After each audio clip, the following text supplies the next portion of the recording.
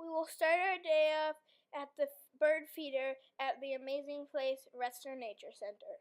The first amazing bird we see is this beautiful black-capped chickadee.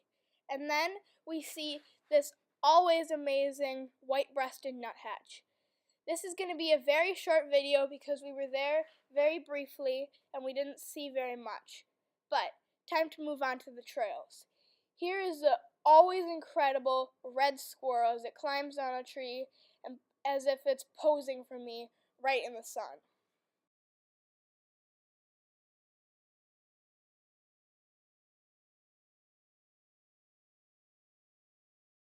I am very inexperienced at landscape photography, but I can do this.